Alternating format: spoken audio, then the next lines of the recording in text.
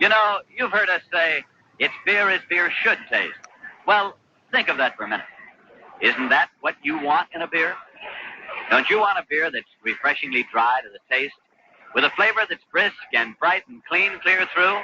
Well, that is Rheingold. Rheingold is brewed to be just that. Brewed of the choicest ingredients, brewed the long, slow, costly way, Rheingold is everything you look for in a beer. And dry tells you why. Yes, extra dry means Rheingold's a better beer. It's a wonderful beer. And extra dry means Rheingold beer is more refreshing. And the more refreshing a beer is, the more you're going to enjoy it. So enjoy fine, cold Rheingold beer along with the game.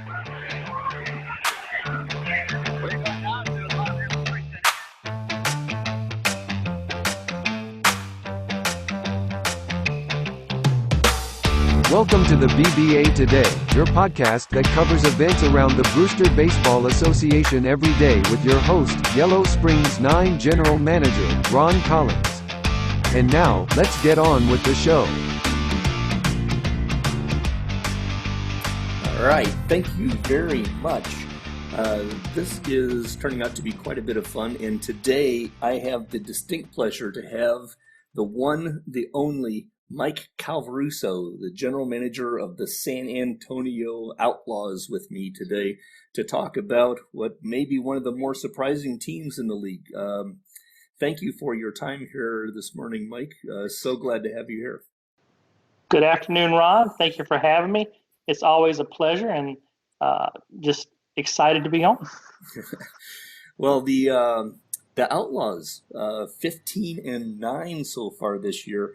Considerably different, perhaps, than some of the projections at the beginning of the year. How are you feeling about your team's performance in the first month of the season right now? Obviously excited, getting the production out of the offense that I'd been hoping for the last 2 years. And as far as the pitching staff, obviously we have the top two, Rivera and Kondo, that are doing well. Now the back half of my staff is a work in progress, obviously. Hopefully, yeah, but you've Carpenter, been getting some big numbers out of Louis Pacias also. Well, I just called him up for last week because the guy in his spot had an 8.38 ERA. So I moved him up from AAA, which I need to do an article on, and he goes 2-0 on the week with I think a 2.76 ERA. So that was a welcome surprise. Well, and you just mentioned your offense. You're getting some offense like you've been hoping for a while. I think you're third in the league in runs scored in the first month of the season. You're fourth in the league in runs allowed. So I'd say it seems like you're getting production out of both sides of that team right now. Yep. Who are some of the players we ought to be looking at? Well, let's see here. Because clearly the media guide folks did not completely look at it if they thought that you're 78-84 and you're 15-9, and what sample size is not taken into account there at all. Well, obviously I think it was a huge move to obtain Chip Puckett. That puts someone at the top of the order.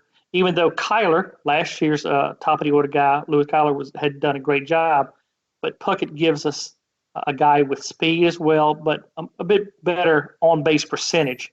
He's getting on. He has a little bit better eye, which is setting the table. Kyler, he's moved down a little bit. He's starting off a little slow. I don't know if that has anything to do with the fact that he was moved out of the top spot, but I'm sure he'll come around. But Hernandez is having a little bounce-back year, hitting 349.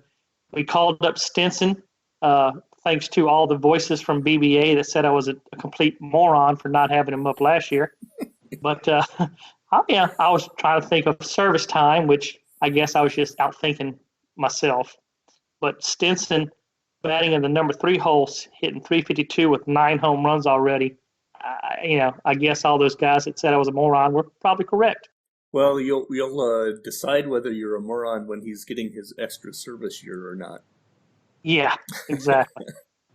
But another one, Moreno, my catcher, who had a very down year last year, has really stepped up so far this year, hitting 316, and also has 7 home runs on the year. So the guys that had down years last year have really come on early this year.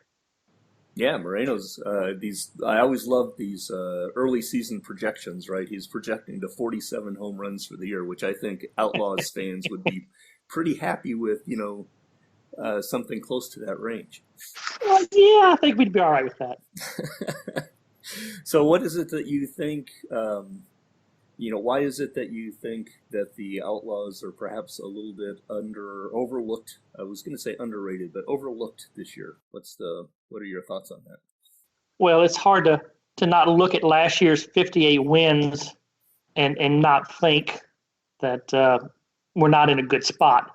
Really, the only major move that we made during the off season was a few, I guess, minor pickups of Savage and things like that. But really, just Chip Puckett was really the only thing we did.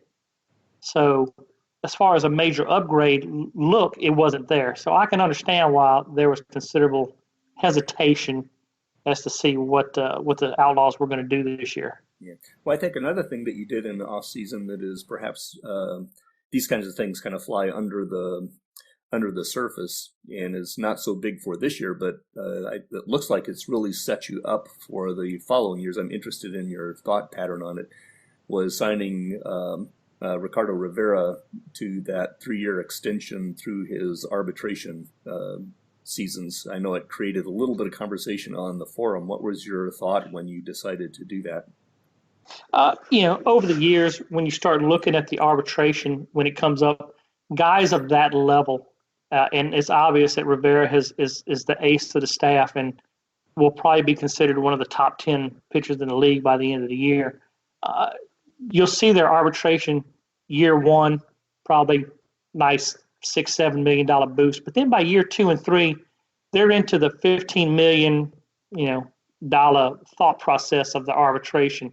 So was trying to, I guess, eat those years at a reasonable rate, and that way I can save a little money for something else down the road.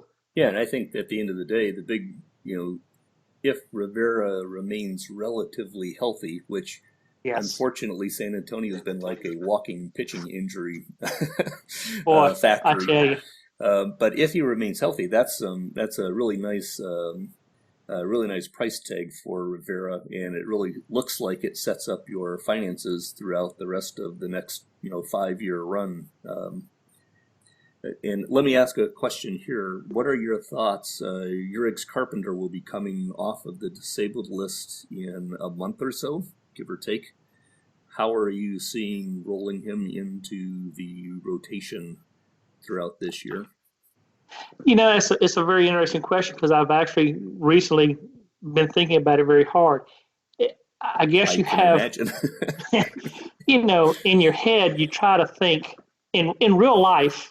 In reality, he would come off the DL, he would go to AAA for a rehab assignment for 20, 30 days, and he'd get moved back in, maybe to a long relief role before he moves in. But in the game world, does that really matter? I mean, if I moved him straight into the number 3 or number 4 slot in the major league roster, would it even make a difference as far as the dynamics of the game? So it's I don't know. It's something that I'm going back and forth on. Well, luckily you have about 3 or 4 sims to continue to go back and forth on it. Yes, exactly. Such is the great stress of the game, though. Exactly. You worry about whether he's rusty. You worry about whether you'll hurt him. You worry about missing the opportunity of having a guy like that because the opportunity cost of having Carpenter jump straight in is not insubstantial, especially in your division. Maybe talk to me a little bit about how you're viewing your competition right now. Too damn good is what I think of my competition. I mean, Edmonton and Mexico City are both looking strong as always, but Wichita is right on my rear end, and Boise and Phoenix are probably a little better than some people gave them credit for. So I think we have a very strong, very competitive division. I'm gonna have to stay on my toes all the time right now to at least stay relevant. Well, give me give me a way too early projection about the league, something that you're thinking about for what we can look forward to in the next month or three of the season. Ooh, man, that's actually a little tough. I don't know if I've thought of anything on a league-wide scope. Any I scope. think it's going to be anything well. league related, something you project out for us. Well, I think that our division is going to be a strong one all the way down to the wire, and I can actually see the top three teams from the Frontier Division probably eking their way into the playoffs. Well, I have a way too early projection also because, I take a look at the kids that you're developing. Like I said, that extension that you signed Rivera to, I think is going to be extremely valuable. Your move for Puckett, you talked about that being the only move that you really made. But at the same time, it was like the perfect move for you. Your finances are in great shape. You've got kids rolling up right now. I'm looking at Mike Calvaruso as the dark horse for General Manager of the Year this year. Ooh, man. I'll send your check in the mail. Thank you for that. That's my way too early projection. And if that record continues to hold, I would have to think that a 58-win jump past the 78-win mark of the media guide into something that's a 500 or above and possible playoff has got to be a pretty strong resume for that. So congratulations on your work so far. And I think we'll be wrapping this one up. I want to congratulate you on that and say good luck going forward.